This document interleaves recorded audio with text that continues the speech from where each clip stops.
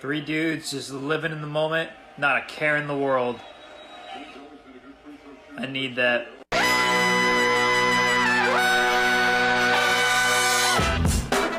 Good morning, sweet world, and welcome to the No Dunks podcast on the Athletic Network. It's Thursday, October 19th, 2023.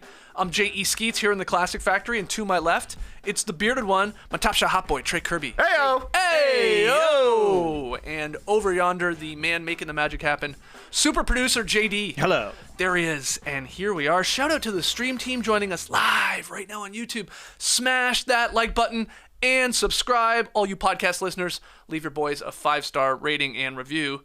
We got the Drop podcast tomorrow. 5-star Friday? Wow. Dare we? Is that Wow. insane? Is that crazy? I think we haven't done it since the end of last season, so surely, hopefully there's 5-star reviews in the past couple of months. We'll find out.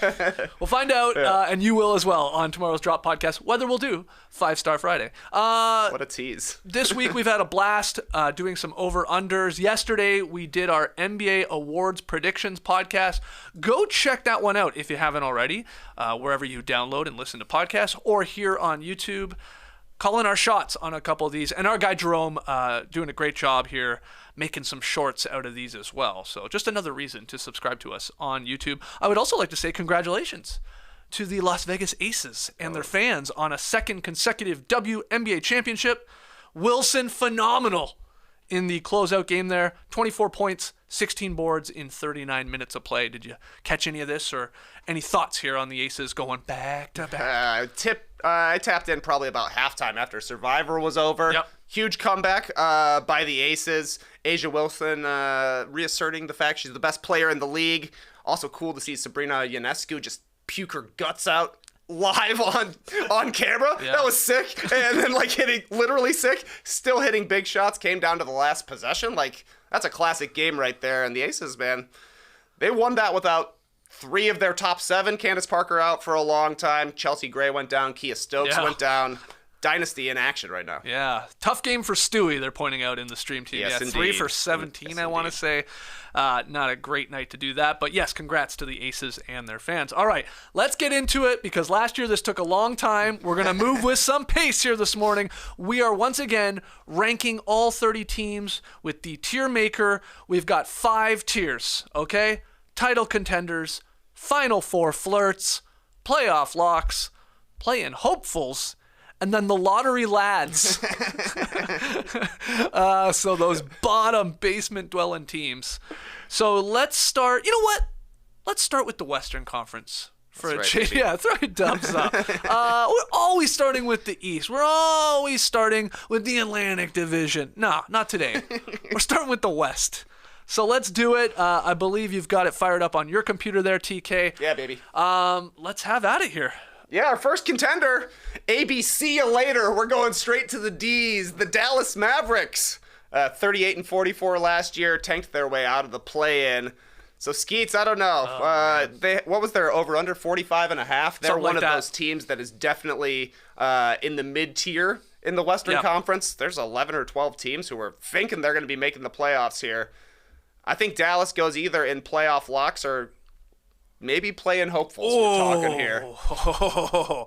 That's where we're picking between, for sure. Definitely. You're not convincing me they're a Final Four flirt or definitely a title contender. Man. And now what are we going to do here? We're going to put these teams in, maybe sometimes go back and chain things around. It's not locked until the episode's over. You want to throw in playoff locks for now to just let it marinate for a little bit? I do, but I'll tell you right now, we're dropping them down. Okay, excellent. Yeah. I don't have as much faith in this team as maybe some do. Look, we talked about it. They at least are trying to address that defensive issue from last year. They know they're amazing offensively with Kyrie and Luka, though. At the end of games there was some struggles, but maybe they figure that out. But yeah, they needed to get more defense. They do have that, so okay, we'll put them in a playoff lock spot for now. Yeah, you did though make me sad when we were doing our over/unders, and you're like, Grant Williams is their 3rd best player. That's a strange 3rd best player. Yeah, I know. Yeah, but I mean, He's a chatty guy, at least. So they're in the playoff locks for now, but you're probably right. They might be at the top of our play-in hopefuls by the time we get this going. But lucky for them, we started with the Western Conference. Yeah, exactly. Get in early. That's right. Good stuff. Easy one coming up next. The Denver Nuggets, reigning NBA champions. They've got Nikola Jokic. They've got Jamal Murray. They lost some guys off their bench in Bruce Brown and Jeff Green and even Vlatko Čančar. He's hurt, Skeets. So some absences definitely for Denver. They got younger this season. Less experience for the Nuggets, but, I mean, they're title contenders. Yeah, of course. Easy one. I mean, as long as Jokic is playing, they're in the mix. I mean, Yeah. Jokic and Jamal Murray are playing in a postseason series. I mean, you got a chance to win the damn thing. So, yes, they're easy title contender, and it'll be interesting to see where we rank them with some of the other ones that we eventually get up there, because we like to put these in order.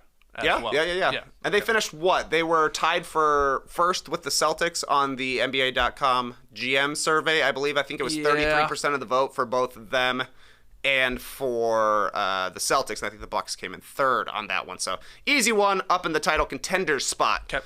This one's a bit more interesting, I would say. The Golden State Warriors, obviously, they won the title back in 2022. Yep. Could not win a road game last season. Got smoked by the Lakers in the playoffs. But they added Chris Paul. They've got a great starting lineup. They've got 4 championships in the recent past. I don't know where they fit in here. Are they title contenders?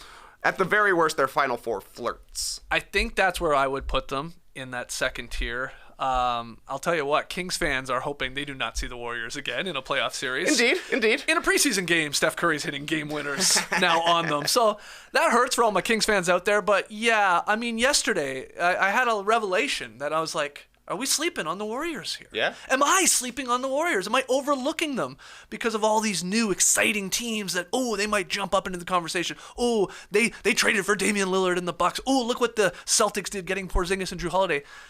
And, sort of meanwhile, here the Warriors are again. It was a bit of a down year in trying to repeat. Everybody agrees with that, but it got off to a bad start with Draymond and Poole. But, man, you got Curry still.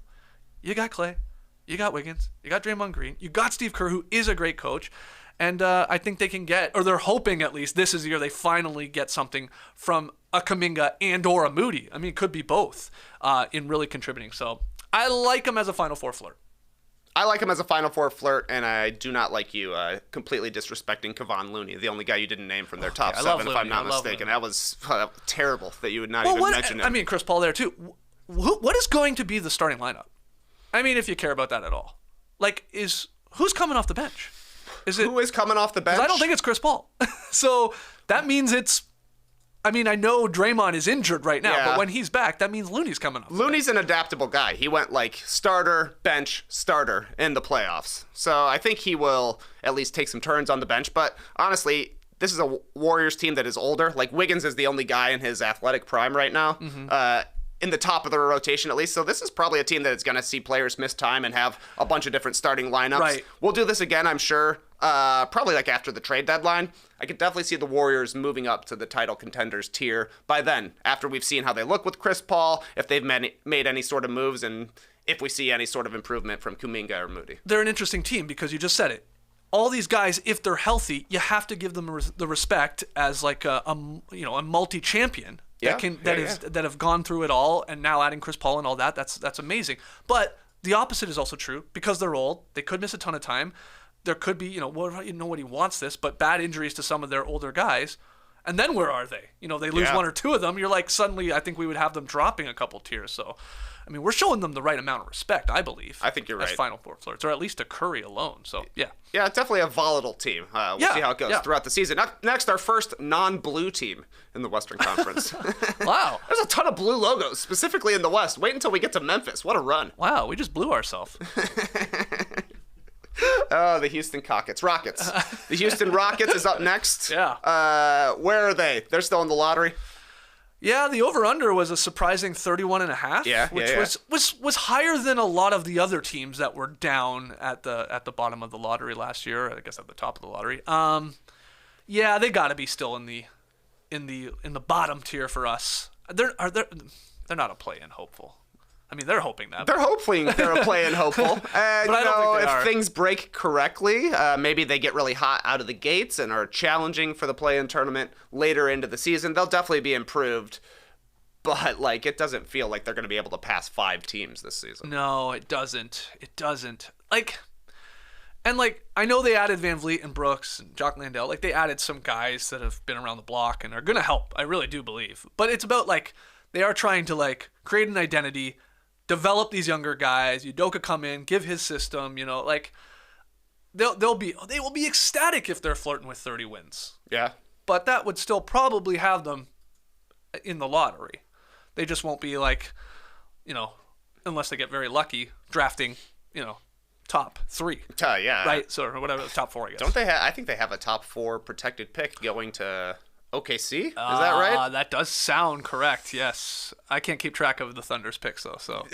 Yeah, exactly. Which one? There's like a billion of them. All you have to do is look at any other team and go, "Oh, the Thunder have a couple." Yeah, they've got one of those. Yeah, exactly. Yeah. They got a couple second rounders from something. Sounds like it'll be a stressful draft lottery night though for the Rockets. So I'm with you. I don't think that necessarily they'll be one of the 4 worst teams in the league, but I also don't think they're going to be getting out of the lottery, which means they're going to have to wait for the roll of the dice to see if they actually keep that pick. Yeah, they just have season. so many young guys, obviously, that they're trying and hoping to get better in Jalen Green, Jabari Smith Jr., Tari Eason, and then the new guys, obviously, in Cam Whitmore and Amen Thompson. Like they're going to be a fun team, like, especially again with Van Vliet and Brooks there. But yeah, we got them in the right spot. Here's a weird one. Back to blue. The LA Clippers. Where are they going here? The Clips, if you've seen their new jerseys. I hate trying to like figure out what to do with this team. Like 3 years running, I can't stand it. Yeah. It's as the lights go out, the light can't stand the Clippers either. I don't know, man. This light is the Kawhi Leonard of the lights in here. This light has a mind of its own, I think it's going to work. And when it does, it's one of the best out there. It really true. brightens our faces. JD literally just went and flicked it. That's how we fix things. He just flicked the light and it went back on. If only it was that easy with Kawhi Leonard. Just a flick of the knee and he's good to go. Where do you want to put him?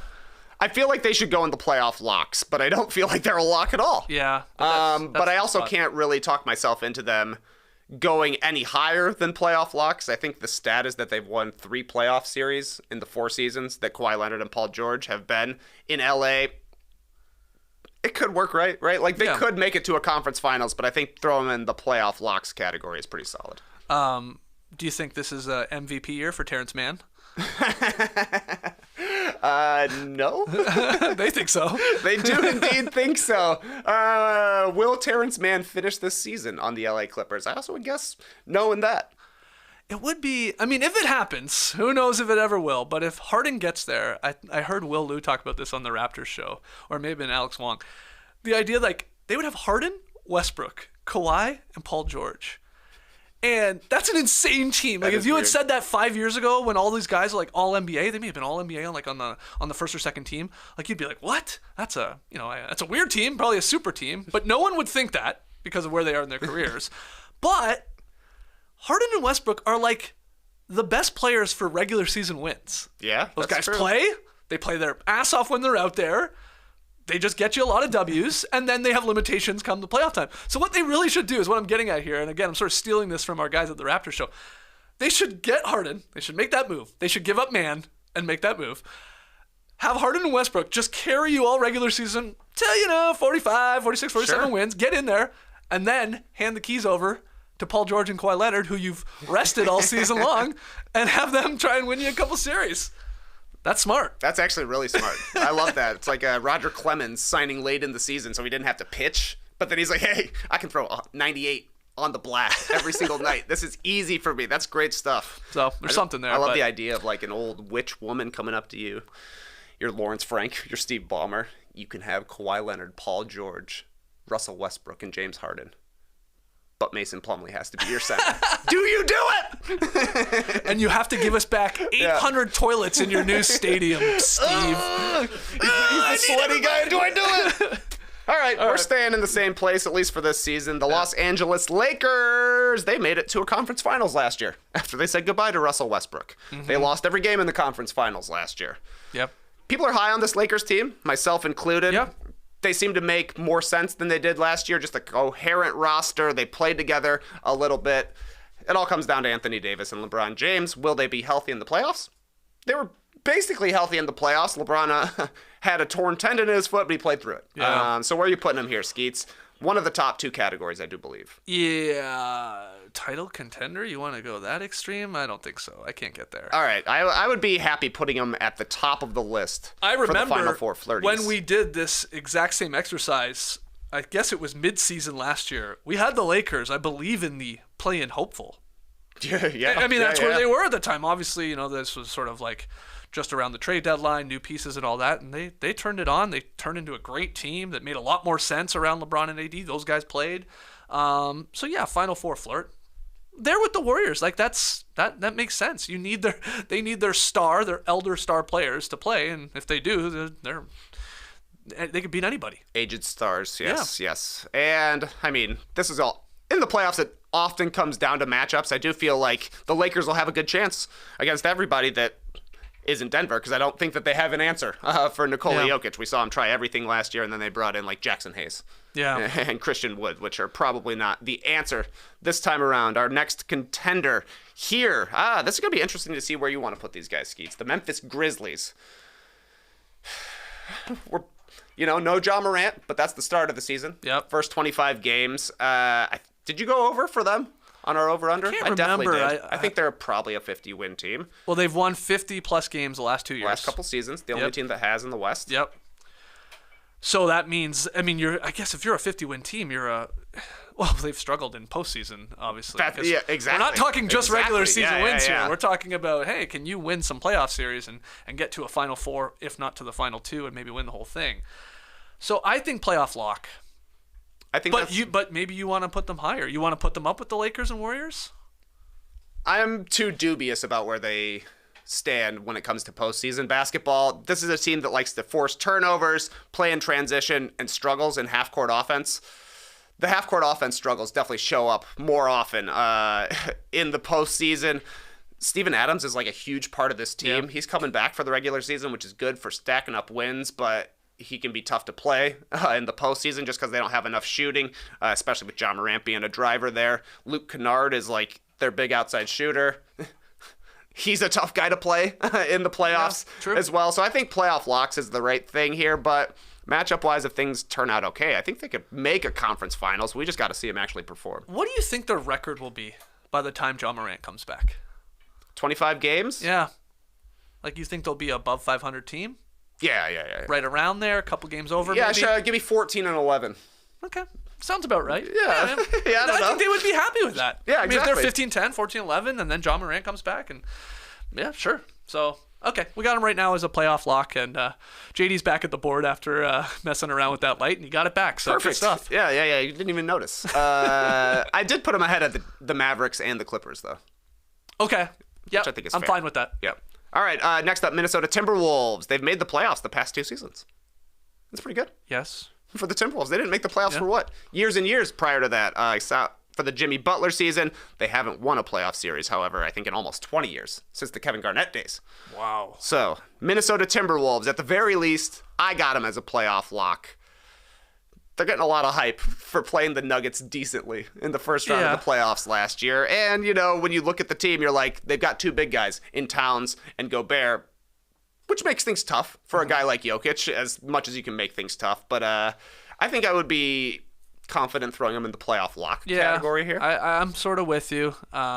It feels wrong to have them at the, let's say, top of play-in hopefuls. So, yeah, they're there. That makes sense. They're sort of like a team I struggle to figure out. Like, what are we going to get from them?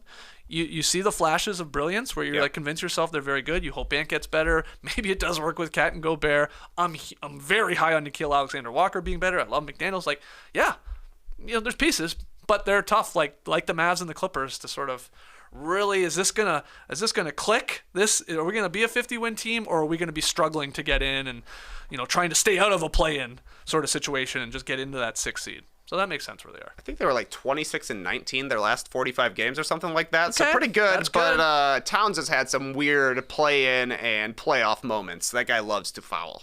Absolutely loves it. Yeah. This is a tough exercise because you never know who the hell they're playing, obviously, once we get to real playoff series, because some of these teams are like, the Achilles heel for that particular team, whatever style of play, or they just have their number, whatever it is. But I like where we got them, right in the middle there. New Orleans Pelicans, once upon a time the 1 seed in the Western Conference during this very calendar year, if I'm not mistaken. I think it was early January when they were atop the West. Zion coming back. Brandon Ingram, he's back. They've had a couple of little small injuries here to Jose Alvarado. And we'll see who actually makes it through the season for them. But where are you going with the Pelicans? That's a tough call. Yeah, I'm a little lower on the Pels than some. I think I got them as a play-in hopeful. I think even these teams that I'm confused about and whether or not their stars play, like in the Mavs and the Clips and blah, blah, blah, I just don't think they're as good as them. And they're already coming in injured. That sucks. I mean, like 3 guys, key guys, are either banged up or going to be on the sidelines to start the season. That's not great. But they're going to hope that Zion, Brandon Ingram, and CJ are at least playing, because that never happens either. But playing hopeful for me. Yeah, I think that's exactly right. Injuries included, they seem to finish about 500 every single year. So that could be the same. And this one could look dumb for us, if Zion is healthy for the entire season. He plays 60 games. We're talking about, okay, they're a playoff lock and maybe even challenging for a conference finals. But I think play-in hopeful is pretty solid right now. Team that made the play-in last season, 40-42, the Oklahoma City Thunder. We're all hyped on the Thunder. But are you willing to say they're a lock for the playoffs, Skeets? Wow. Not really. Like, what type of lock? Like a master lock or like a crappy lock that we used to have at high school? Okay, so you're saying because those were garbage. Those were like $3.99. A legitimate lock, or one you put on like a diary that you just yank over. Oh, those ones are even worse. Those are barely with that a lock. Tiny little dumb key. Yeah. You just go. You just like rip it off. There's a lot of locks out there. Yeah, it depends on the lock. It's borderline. Obviously I think their plans this year are to be in the playoffs. Like, make it. Whether that's coming in through the play-in or just getting there as a top 6 seed, that'll be their goal. And you've seen them play. We talked about their talent. We won't go over it again. We were debating the over-under there because it was quite high for this team. But I don't mind either putting them at the top of the play-in hopefuls or maybe the bottom of a playoff lock. And maybe we switch it around. You have the ultimate decision. You have the cursor. I've got the cursor, and I'm thinking at a cursory glance to put them in the playoff locks for right now. Because I look at their logo and I see OKC, and it's almost like spelling the word lock. And it'll be fun to cheer for the Thunder. But you're right, they could definitely be into the play-in hopefuls. There's going to be good teams in the Western Conference in the play-in tournament. Some of these teams that think they should be the 3rd seed are going to finish 8th. Yeah. Right? It could be the Thunder. It could be a difference of 2 games between 3rd and 8th. Look at this. The middle finger is forming here on the tier maker. This is going to hurt. This is going to make it look like when you give the middle finger, but the thumb is sticking out to the side. Yeah. I don't know if you're more of like a straight up guy or including the thumb, but I think we're going to be adding to the thumb because the Phoenix Suns are up next. And I got to imagine they're going into the title contenders tier. Yes. They're going it's one of the top 2 tiers. Some people are not as convinced, but I am.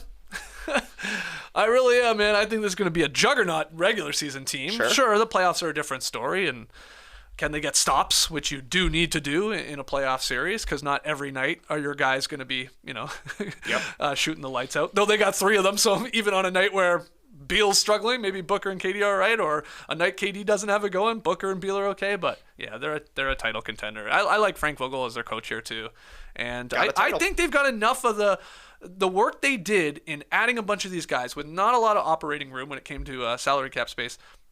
I like what they've done with the rest of the roster, and not every one of them will be like, oh, banger, banger, banger, but they only need 2 or 3 to hit and play their role. And the whole Ayton thing gone, they're pumped about that, man. They're pumped about that. They're absolutely pumped this guy is gone. They haven't started playing with Nurkic yet, though. Well, yeah, I know, but we're gonna look at this roster a lot differently come playoff time. You're gonna be like, ooh, they're starting Grayson Allen. They're starting Yusuf Nurkic, but that's what it's like when you have 3 max contracts. But I'm with you. Title contenders now, and we'll see how many of these random veteran signings. Like, they just signed a bunch of league pass guys. Mm-hmm. Somebody that if you're a sicko, you see him play 3 minutes and see an incredible highlight. You're like, that guy could be good. Those are great flashes. We'll see if any of them actually pan out. I'm a little dubious, but I do think they're still title contenders. Okay. That's where we got them. I think we're going down to the bottom tier here, Skeets. The Portland Trail Blazers, they traded away Damian Lillard. They brought in DeAndre Ayton. They brought in Malcolm Brogdon. They got Time Lord. Who else they got? Scoot. Well, yeah, Scoot. Of course. They got Sharp. They got Simons. Yeah. A lot has changed for the Portland Trail Blazers, and they signed Jeremy Grant to a huge deal. I guess they could trade him come trade deadline as well. But feels like an easy lottery pick to me. They are. Yep. They are. And we talked about Chauncey Billups and whether if they got off to a slow start, will he be there for the long term, or maybe Terry Stotts is going back to Portland. Terry's available, huh? Did he just leave the Milwaukee Bucks as assistant coach? Yeah, they're lottery lads. Below the Rockets? Ooh. Yeah. Yep. Yeah, I think so too. Yeah, the Rockets care more about showing progress this season than the Blazers Yes. do. This is year one of their rebuild, Yeah. if you even want to call it a rebuild, which it is. All right, Sacramento Kings finished third in the West last season. Pretty good. Yeah. Lost the Game 7 at home, though. Yeah, Beam not lit. No, I mean, To a it Final took Four it took a 50-point game from Steph Curry. That's right. One of the greatest players That's of all right. time. Okay. That's right. I just wanted to make it Hey, clear. man, yeah, I get it. I know. They're a playoff lock, easily. Oh, easily. You thinking they're a Final Four flirt? No, probably not. I would have them at the top of the playoff locks. Top of the I would be locks? Absolutely shocked if they are not a playoff team. Now, I would like to say, specifically to John Hollinger out there, what the fuck? What does Johnny know that I don't? Hollinger had the Kings, I believe, 11th in the Western Yeah, Conference. I think you're right, 39 yeah. wins, I want to say. He's off by 10 wins. They're going to be flirting with 50. I could almost try and sit here and convince myself and you and everybody that they're a Final Four flirt, but I won't go that far. I will temper my expectations I would like a to see little bit. Domantas Because I'd like to Sabonis see be them good win, in the playoffs win a playoff once, series yeah. until you're really in that conversation. yeah. So exactly why I have them as a playoff block. But come on. You don't, I mean, I know I'm higher on the Kings than maybe you are, but 11th was surprising to me. I was surprised to see that as well when I saw that from John Hollinger. I think they're a playoff lock. They could probably finish anywhere 3 to 6 just because the standings will be so close. And then, like you're saying, I think Sabonis' shortcomings show a little bit more in the playoffs. Like, it's pretty bad to lead the league in rebounding and then get completely punked on the glass by Kevon Looney, which is what happened to Sabonis in the first round last year. But they're a good team, and they play such a fun and fast style that they can rack up wins, especially in the regular season. And we'll see how things go matchup-wise in the playoffs. But I'm with you on a lock. Okay. I would probably personally have them below the Grizzlies, but this is a pro-Kings podcast, so we're keeping them at the top of the locks, as we're calling it. Shout out to Deuce and Mo. Shout out to Deuce and Mo, and also shout out to Mike and Brad. That's right. Yeah, Bibby and Miller. I prefer not Mike, but Brad for sure. Just naming our 2 favorite players. Yeah, okay. San Antonio Spurs. You gonna put them in the play-in tier, Skeets? You that crazy? Or are they a lottery team? Ooh. Man, I don't know. This Wemby thing, I can't figure out. This guy looks awesome. This guy looks awesome. This guy looks goddamn incredible, man. Every clip I'm seeing is insane. I can see why he went number 1. Yeah, it's a good pick. Yeah. Smart pick. I mean, even like they're showing like he nutmegged a guy last night. Reggie Bullock. Yeah, that's right. He threw a crazy pass to the corner. I forget who hit it or shot it, missed it, but it was an incredible pass for anyone, let alone a 7'4", 7'5" guy. Like, the guy is unreal. Is he enough to get him into the play-in hopeful? I'm almost starting to convince myself that he is. What do you want to do? Are they a lottery team still, or are they a hopeful? I think they're a lottery team still. They started Jeremy Sohan at point guard last night in that game. Yeah. Cool if it works out, but like that's pretty strange to roll out that as a starting lineup. And if you're just looking at the Western Conference, like some team has to lose games. Right. Trailblazers are going to lose games. That's why the Rockets and the Spurs, I think, are down here as well. Like, you know, if the conference was more top-heavy and we had a bigger middle class, maybe you're talking about the Spurs or the Rockets getting into a play-in tournament. But it's just so competitive throughout the middle of it that I think there's got to be bad teams, and these are one of them. Okay. But man, I'm telling you, like, I'm hype on Chet Holmgren, and as soon as I said I'm taking him for Rookie of the Year, I'm like, that's foolish. That's not going to work. That's absolutely not going to work. You never know. Again, we talked about it. Like, if OKC is like suddenly a 45 to 50 win team, it helps his case because I would assume he's a big case. part of it. Yeah. It could, look, we won a great Rookie of the Year race. A lot of times Rookie of the Year races suck because it's like over, 6 weeks into the season, like it was like after Benedict Mathurin hit a bit of a wall. It was like, well, Paolo's winning, and rightfully so. And a lot of times that happens. Let's get a race here. Let's have some debates throughout the year. So we are through all the Western. We have the got Utah the Utah Jazz. Jazz. Let's do that real quick. One last Western Conference team, the Utah Jazz. They were in the play-in mix last season until basically the end of the season when they fell out of the race. I think they're still a play-in, hopeful kind of team. Yeah, because they feel better. I mean, they feel better than the Spurs, Rockets, and Blazers. So they can't be in that tier. Yeah. And I like that. I mean, yes, I would agree. Though it wouldn't totally surprise me if at the end of the season, either the Spurs or the Rockets had a better record than the Jazz if they decided to trade more guys. I mean, there's a really young team, right? Like, Markin is like their established veteran at this point. So we've done all the Western Conference teams. We have 10 teams in like the playoffs or above. That's how they do it.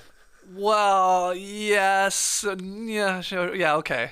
I see what you mean. Yeah, with the play-in, we got 10 teams who are making the play-in. Well, right. So playoff lock means play-in lock. Yeah, I don't know. It's controversial. I don't mind it right now there. That's fine. Yeah, it looks all right. Okay, perfect. That's the Western Conference. We move with some pace there. That was not bad. Yeah, let's see if we can keep it up with the Eastern Conference. We'll take a quick break and be right back. Don't go anywhere. This classic episode of No Dunks is brought to you by BetterHelp. You ever feel like your brain is getting in its own way? Maybe you're trying to fall asleep, but you keep fantasizing about going back to college so you can throw the perfect pitch sequence in a wiffle ball championship game that you already won. Wow. Outside fastball, slider, backdoor changeup. Just saying. Sounds good. Yeah.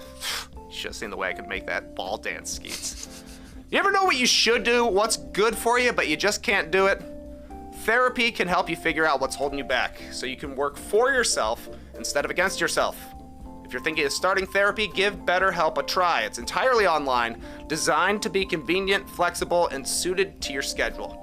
Just fill out a brief questionnaire to get matched with a licensed therapist and switch therapists anytime for no additional charge. Make your brain your friend with BetterHelp. Visit BetterHelp.com/NoDunks today to get 10% off your first month. That's BetterHelp, HELP.com/NoDunks. All right, still here in the Classic Factory. We've done the Western Conference when it comes to ranking all 15 teams. We do have a lot of teams in the playoff locks or above, Final Four Flirts, title contenders. They have started a drop the Mavs chant in the stream team. A lot of people, I mean, there's a lot of votes saying, hey, drop the Mavs, Clips, and Thunder even down a tier. But wow. Yeah, do you want to cave to the stream team and just drop the Mavs? I do. Let's do it. I do. Drop the Mavs. Drop the Mavs. There they go. Get down, baby. Wow, the disrespect. Just like that. Okay, you did I it, love guys. it. Yeah, sure. Oh, Vin says dim the beam. What? Dim the beam? Get out of here, Hollinger. Yeah, is that John Hollinger's got a burner YouTube account? Yeah. Oh, they're both bald. Wait, what? His name's Vin. I love it. I love it. Okay. I love it. All right, so the Eastern Conference. Let's do it. Let's rank them. Just imagine John Hollinger dressing like Vin Diesel. Like regular. Big chain necklace. Wife respecter. Awesome. It would be sort of like, who was the guy on ESPN that everybody thought he had a ponytail? John Clayton. Yeah. It would be sort of similar to that. Well, segue. John Hollinger lives near Atlanta. Let's talk about the Atlanta Hawks. Peace up, A-Town down.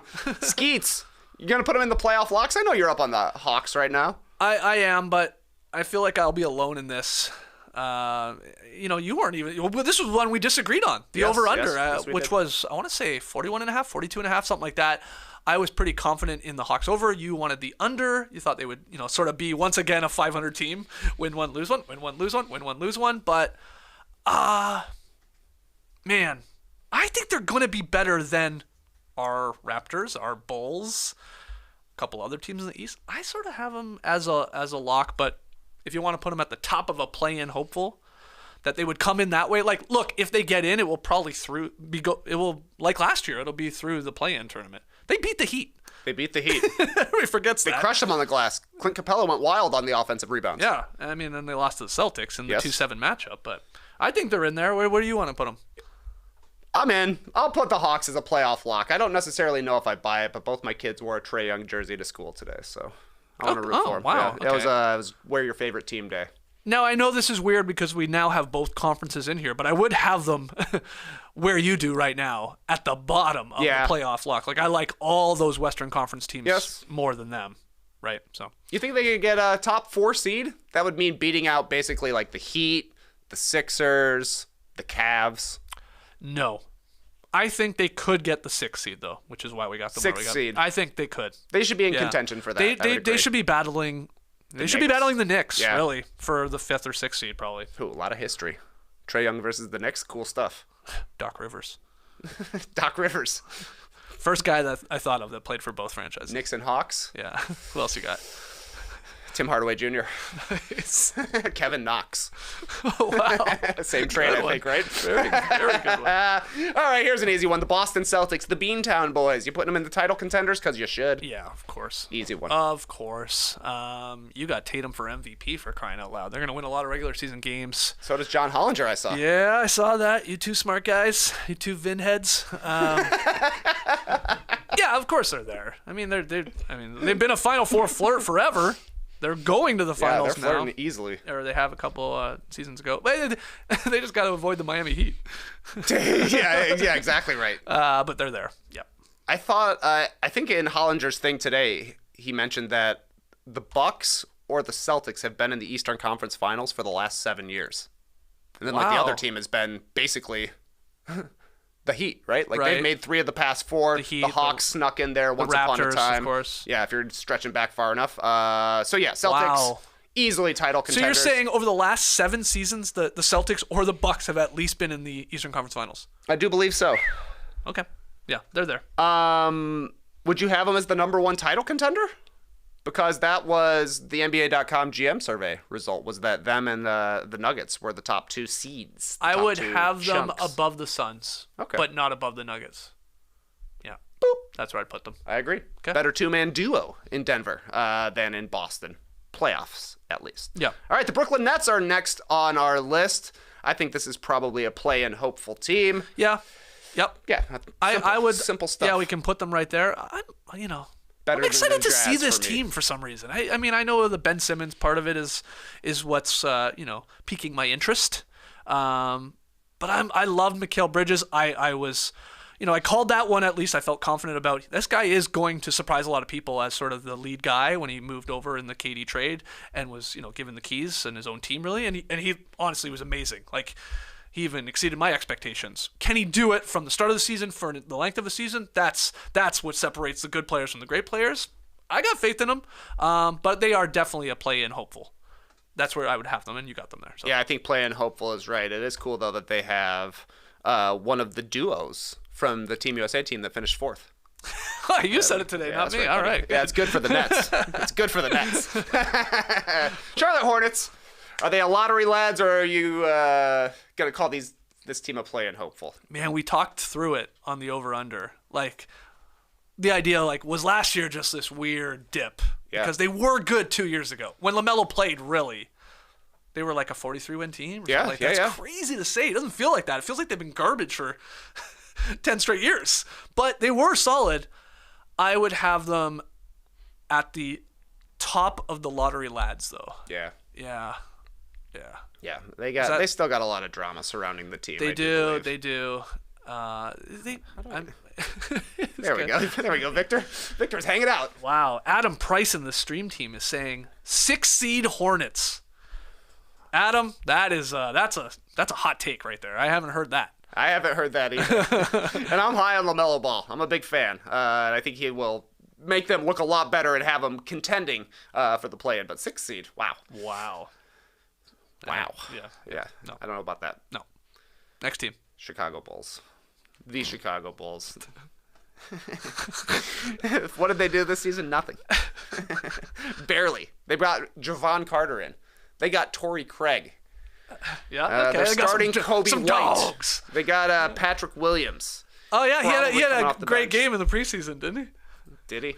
He did have a 20-point game. Oh, I think he shot like 3 or 14 in one of them, didn't he? Shot 14 times? I don't know. That's I don't know. amazing. I could be wrong. Well, I mean, you talk about disrespect. John Hollinger said the Sacramento Kings are the 11 seed. John Hollinger said that the Chicago Bulls are a 12 seed, and they're going to blow it up this year. A tear came to my eye. Wow. Because he is so wrong. And I cry a tear for him being so wrong about the Chicago Bulls. Because this team is a play-in lock. Yeah, wow, playing lock. Wow. This is not a even a hopeful. play-in lock. We're coming for that 10th seed once again. And you don't want to see D.R. DeRozan in the play-in tournament. Yeah, You do not. No, she's going to scream you out of some free throws. That's right. She did it to my team. Oh, wow, at the bottom of the play-in hopefuls, he slides them there. Maybe. I mean, I don't know. They probably have. They're fighting the Jazz in the 30 to 40. I think you have to range. put them there because of what Hollinger's saying, though. Of a lot of teams in the league, they do feel like if they got off to a slow start, they might finally say, let's move some of these pieces and let's really stop being the 9th and 10th seed in the Eastern Conference and maybe literally be worse for a couple years and get some high draft picks and try and find a star. So that makes sense. They're playing. That's fine. Look, Skeets, was I dreaming about trying to find an old Carlos Boozer jersey to celebrate the arrival of Cameron Boozer to Chicago? Maybe I was. Okay. Maybe I was. Oh, you're already looking ahead. I'm just saying, if they're going to be in the top of the 25 or 26 draft, it would be nice to bring in somebody who has some history in Chicago. Do the Bulls have all their picks back now? They've got all those picks that went to the Magic. The and Magic the deal? ones are done, but they still owe one to the San Antonio Spurs, I believe. Oh. But there's some protections on that, so Okay. they could keep it. All right, play in. Yep, playing lock. You better lock it in. Top 10, baby, in the East. Cleveland Cavaliers had a great season last year. 51 wins, one of the best defenses in the league, but a disappointing performance in the playoffs. Yeah. Getting beat by the Knicks, basically playing their style of basketball. This is recency bias at its best, right? Yep. Because they had a great season. You just said nobody thinks that though, because they got sort of embarrassed by the New York Knicks, especially on the glass there, and it was like, whoa, they were out in a hurry, and it was like shocked a lot of people. So it's like, yeah, was that a good season? Yeah, it actually was, but it wasn't. Bad because taste in your mouth. They shouldn't be losing in the first round, maybe. But I struggle with this team. This is one squad I go back and forth between. Yeah, they're sort of like, a playoff lock, or you want to get crazy, Final Four flirt, and then I'm like, no, they're sort of more around these teams we have on some of these lower tiers. How do you feel about them? Oh, I think at worst, they're a playoff lock. Like, this will be a great regular season team. They'll finish with one of the 4 best records in the Eastern but hold on. Conference. So were the Sacramento Kings. I mean, they got to win a series. Yeah, they're in the playoff lock category as well. Okay. I think that the Kings and, honestly, the Grizzlies sort of, and then the Cavs are all sort of similar. I think they're going to be great in the regular season, but their style of play maybe doesn't lend itself to playoff success. And we will see, how Donovan Mitchell shows up in a playoff series. We've seen him do it well with Utah, and then he helped shoot the Cavs out of it last season, I thought. I also don't think J.B. Bickerstaff is that great of a coach, but he probably at least gets an entire season followed by the playoffs before they decide to make another move. So I'm willing to put him near the top of the playoff lock category, like right around the Kings and the Grizzlies. Yeah, and you wouldn't expect, I don't know why, like their defense to fall off a cliff. Like, this was the number 1 defense in the league last year. Mobley was in the running for Defensive Player of the Year. Very, very young. Should only get better, really. He's second on the favorites list, I think. Yeah, for on the betting. odds. Yeah. So, I mean, just a lot of these teams don't play defense. So exactly. You do, and you put in effort on that end, you will win a lot of games. So, yeah, playoff lock. You slotted them in behind the Kings and the Grizzlies there. Sure. Yeah. All right, Detroit Pistons had the worst lottery luck last year. Worst record in the league. Wow. Got the 5th pick. Maybe they'll have better luck this year because they're going back in the lottery. You're putting them there. How low are you putting them, though? Man, you really hate the Pistons. I've picked up on this over the last couple of Who's seasons. I the Pistons? Well, Cade Cunningham is a good... Is he? Yeah, I think so. We'll see. We will see. We will see. We will see. Yeah. I think Jalen Duren will be a good, reputable center moving forward. Agree. I love both Thompson twins. They only have sounds one. like he might... I know, yeah. Sounds like he might start. They might lean into that. He's I think young. they actually should for defensive reasons and stuff like that. They got Bogey still in the shooting.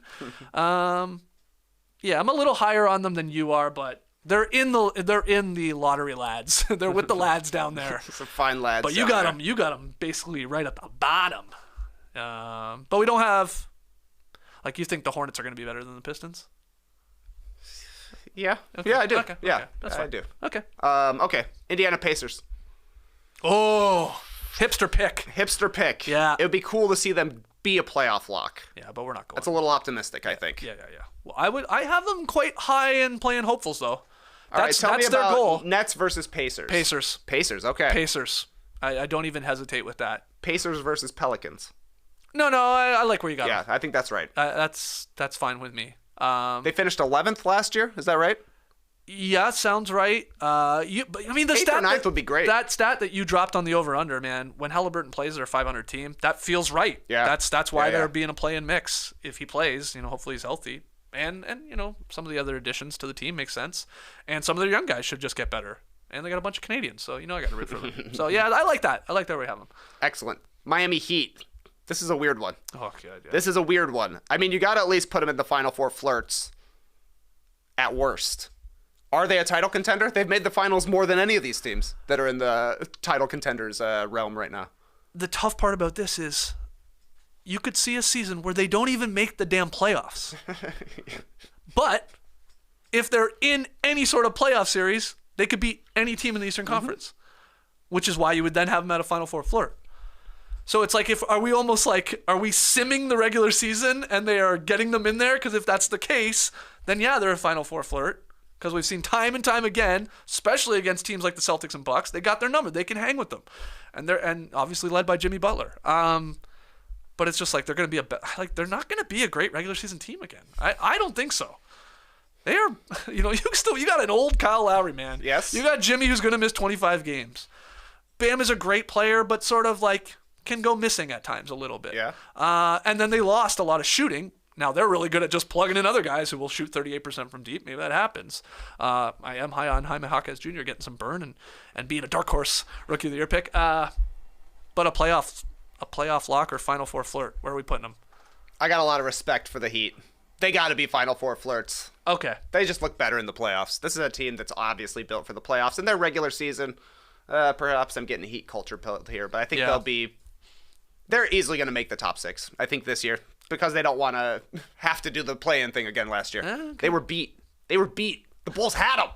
That's right. They had them, except for DeAndre DeRozan had to go to school that day. They lost to the Hawks. They lost to the Hawks. So weird. Did they do it on purpose? Oh, wow. Yeah, right. Okay. Final Four flirts at the bottom of that tier.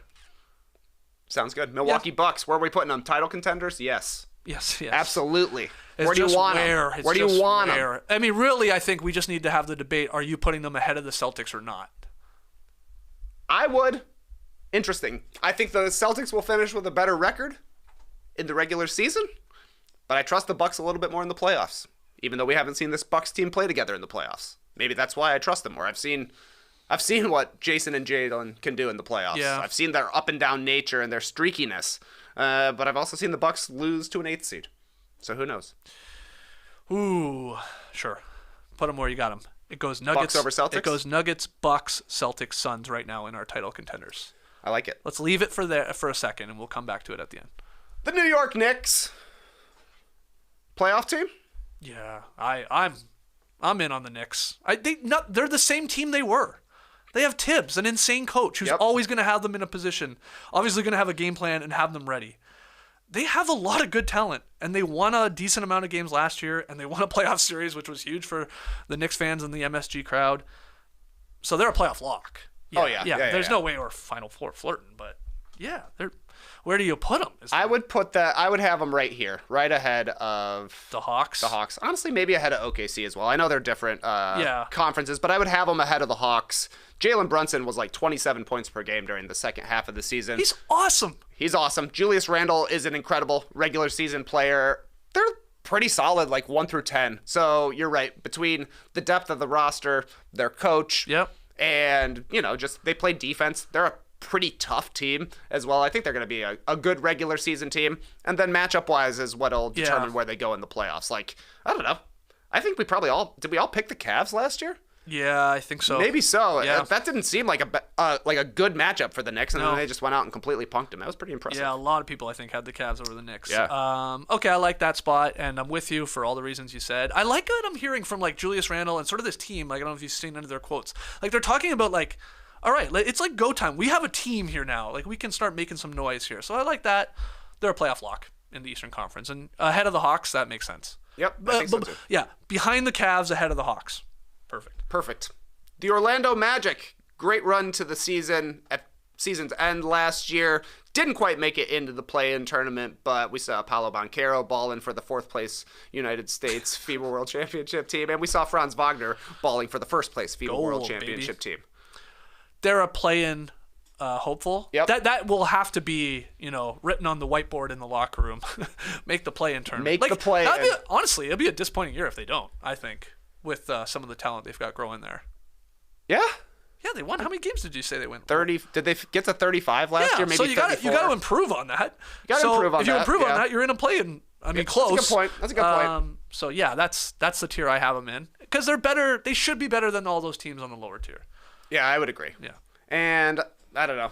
It'll be sad for me if they are better than the Bulls, considering, the Vooch trade, but it's certainly possible. Oh, absolutely. Yep. I mean, yeah, the Magic, they're a sneaky pick for some of the hipsters out there, too. Like you said, what they did at the end of last year and getting some guys back. I mean, Jonathan Isaac, is he playing again? Is that guy back playing defense? I think so. Yeah, I think he is. I'm pretty sure he is, but who knows? Yeah, so will they be better than our Bulls and Raptors? That would be tough for us, but it's in the realm of possibility. So, okay.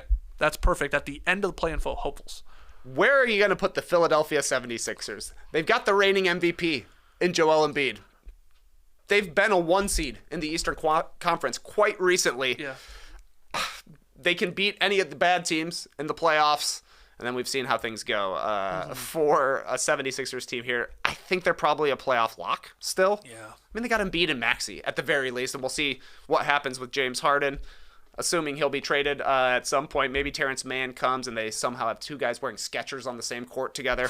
Embiid and Terrence Mann, the Skechers, the Sixers Skechers guys. We'll see. I think they're just a playoff lock right now, and maybe we readjust this for them to be a Final Four flirt come playoff time. Here's my question with the Philadelphia 76ers, with this whole Harden thing, which we haven't talked a lot about this week, obviously.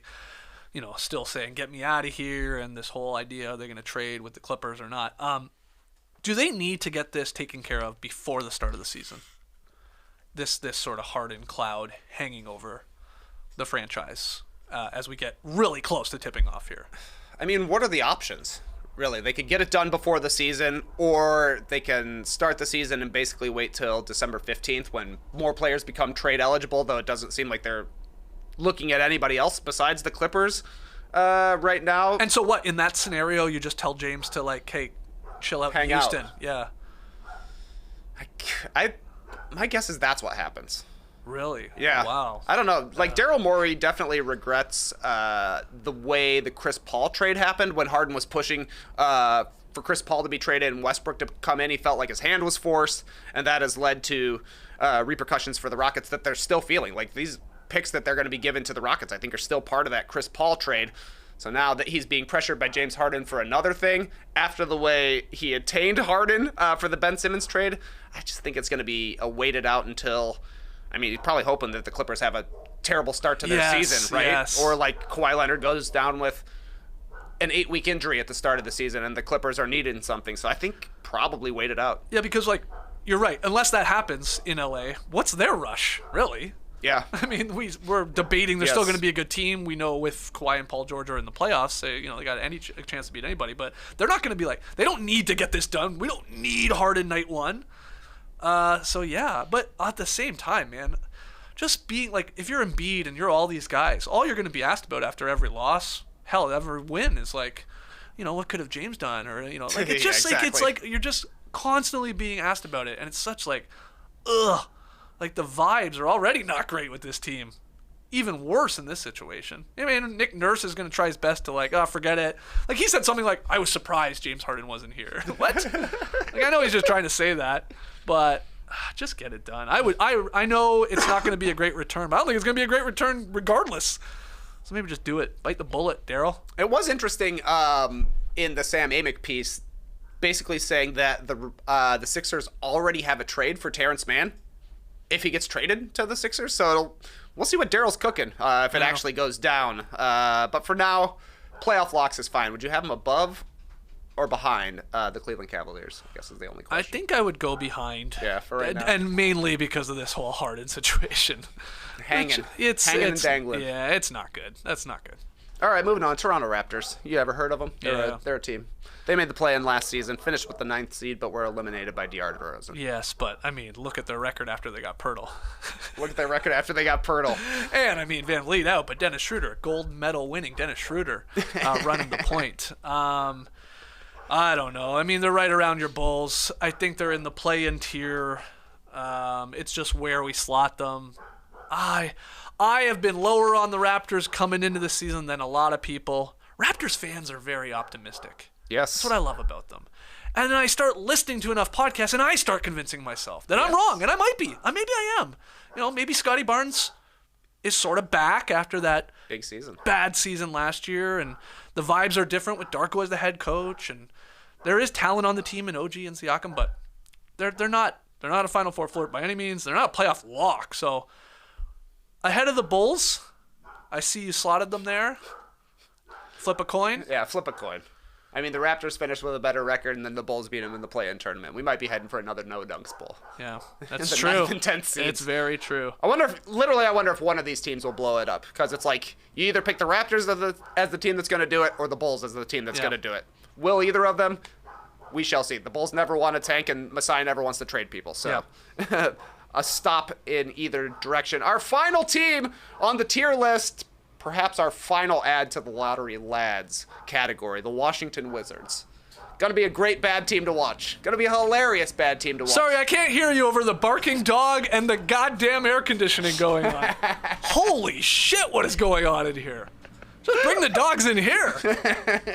This one's for all the dogs. The Wizards. I mean, it's fun watching Jordan Poole go for 40, I'll tell you that.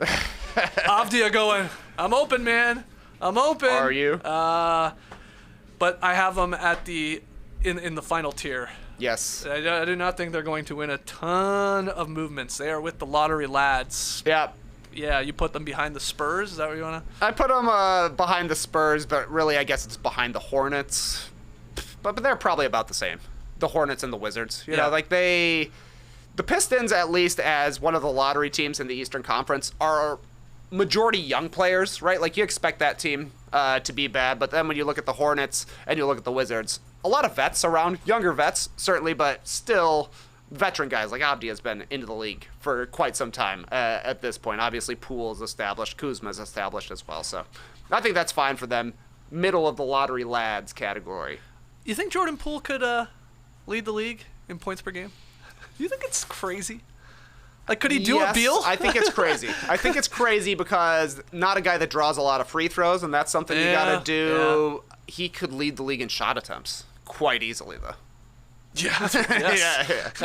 He's going to try. Oh, yeah. He's going to give it a go. Okay, we got the Wizards at the bottom. So let's take a look. Final look here. We've ranked all 30 teams.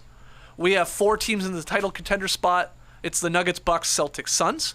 Our final 4 flirts are Lakers, Warriors, Heat. That feels like the respect tier. We're giving you a lot of respect for your past performance. Tier, no doubt. Playoff locks. We got a lot of them.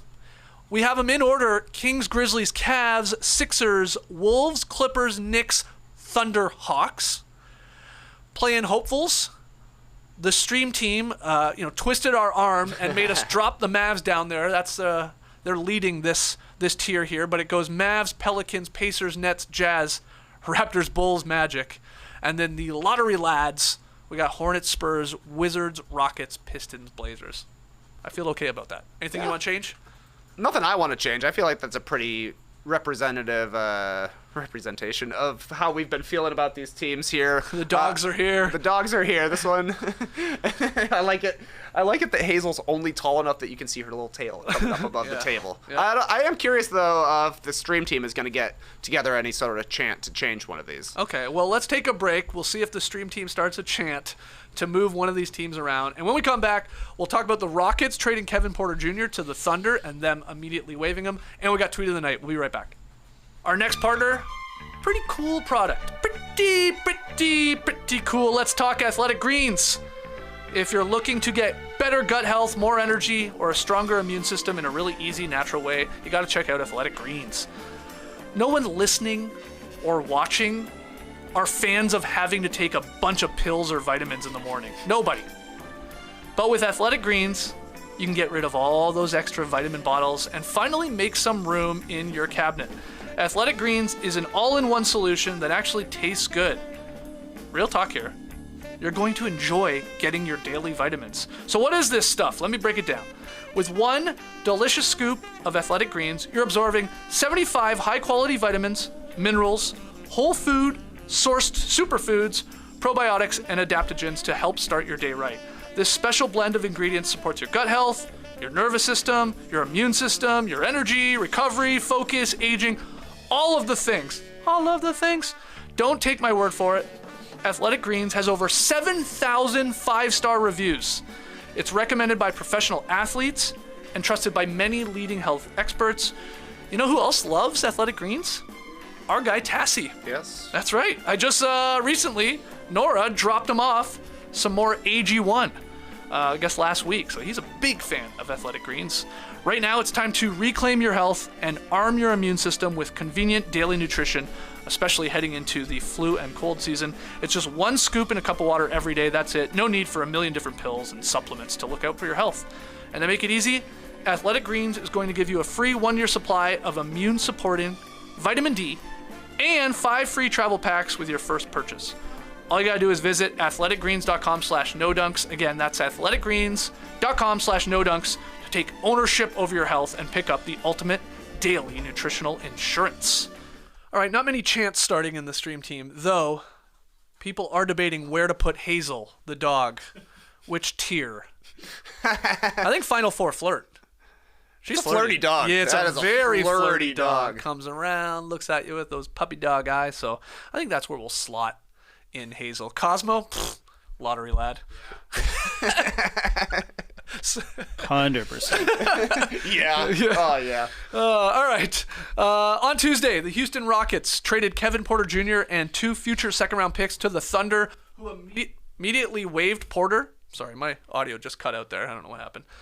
We're having a day here, man. I'll just start over. On Tuesday, the Houston Rockets traded Kevin Porter Jr. and 2 future second-round picks to the Thunder, who immediately waived Porter. The Rockets acquired Victor Oladipo and Jeremiah Robinson-Earl in the deal, while the Thunder received a 27 second-round pick by way of Minnesota and a 28 second-round pick by way of Milwaukee. Houston has been working to trade KPJ since last month, following his arrest on charges of felony assault and strangulation due to an alleged attack on his girlfriend. So, yeah, this deal goes down, and a lot of people had opinions on it, like, ugh, feels icky. But then again, this is the business of the NBA. Do you have a take on this one? I think both takes are right. This does feel gross. It's a sad situation. And I also don't love the optics of both the Thunder and the Rockets kind of like profiting from being in the KPJ business, for lack of a better word, right? Like they're both getting something out of this. But what I do like is that by trading him to the Thunder and then being able to waive him immediately, the paycheck ain't as big and 1 step closer to KPJ being out of the league. Yeah, there's some people wondering, should the league institute like a temporary no movement clause for players that are facing legal charges? I saw Eric Corrine write about this at The Athletic. He had an interesting article on the whole situation and the idea that, in a strange way, to quote Eric, actually, this like commodifies domestic violence in the parlance of NBA contracts. Yeah. So it's like this weird behavior, the horrible behavior becomes salary cap maneuvering. But it is what it is, and the Thunder, man, they are addicted to second-round picks. Can't stop themselves. The Thunder do 10 future first-round picks and 18 future second-round picks from other teams to use themselves or, of course, dangle in trade talks. 10 first-round picks from other teams, 18 second-round picks from other teams. That is the largest stockpile in the league. Dare I say in history of, any sports franchise? It's wild. We have to go back to the Herschel Walker trade. The Vikings and the Cowboys to see the actual breakdown of numbers. But yeah, I mean, obviously the Thunder can't use all those picks. Like, it's impossible to roster that many players. But that's why they're able to do, like, when they drafted Ousmane Dieng, they traded 3 first-round picks because they're like, this guy is the guy we want. Right. So that's what they're going to be able to do. Similar to the Cason Wallace pick, they identify whoever they like kind of in the middle of the first round, somewhere in the lottery, and then they're able to throw together 3 lesser picks and be like, hey, this is the one guy we want. We're going to take our chance on him. That's pretty interesting. And who knows, maybe someday they get closer and closer to a championship with Shea and Chet. And then they're like, hey, we can push in and actually get a big-time player. Obviously, the risk with OKC is retaining that player. But when you've got enough picks, that you could do it multiple times. Yeah. It's worth it, you know? But yeah, man, Sam Presti, this guy is stockpiling sand, they call him. That's right. All right, let's get to tweet of the night. Tweet of the night. Wow. Twitter. Tweet of the night, X of the night, comes from @UsherNBA, who had a great tweet showing a picture of Reggie Jackson playing preseason hoops. And it says, Reggie Jackson is wearing a headband, goggles, a mouth guard. You don't really wear a mouth guard, but you know what I mean. Undershirt, arm sleeve, 2 wristbands, tights, and, top it all off, mismatched shoes. Reggie Jackson really is the accessory king. And what was your reply to this tweet? This was Kirk Heinrichian. That's right. Accessorizing from Reggie Jackson. The previous accessory king, I think, was Kirk Heinrich, who would wear every piece of neoprene you could find. Right. As well as the goggles. But man, Reggie taking it next level with the mouth guard, with the headband as well. That's amazing. Like, I almost wish he was I wish he had a giant chain on. I wish he had a watch on. Little around his ankle neck, bracelet, something cute. Fantastic replies to this tweet, including yours. Dude spent all his VC on accessories. Absolutely right. Dude had a Dick's coupon. Shout out to the sporting goods Dick's. And then somebody wrote, all of that just to offensive foul on the drive. Also made me laugh.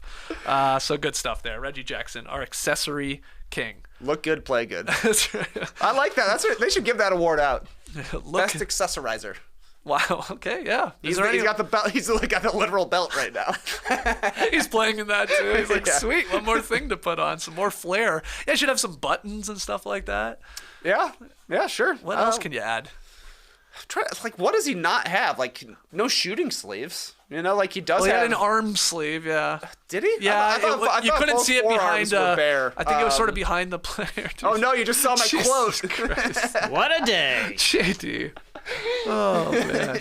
Anyway, I think this is a good time to wrap up this podcast. Yeah, sure. You tell us, did we botch it when it came to ranking all 30 NBA teams? Who's too high? Who's too low?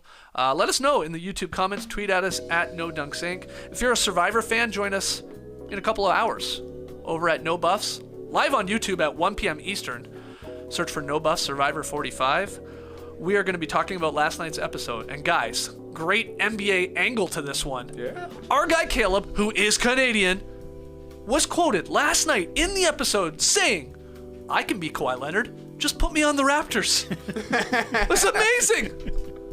It was like if you made the Venn diagram, NBA fans, Survivor fans, my face right in the middle. I mean, even just Raptors fans, I guess, my face right there. So we will be talking about Caleb and everything that happened in episode 4 of Survivor. That's on No Buffs. But thanks so much for joining us here today. Hit that like button. Make sure you subscribe. Leave your boys a 5-star rating and review. And find out tomorrow on the Drop Podcast whether or not we do 5-Star Friday.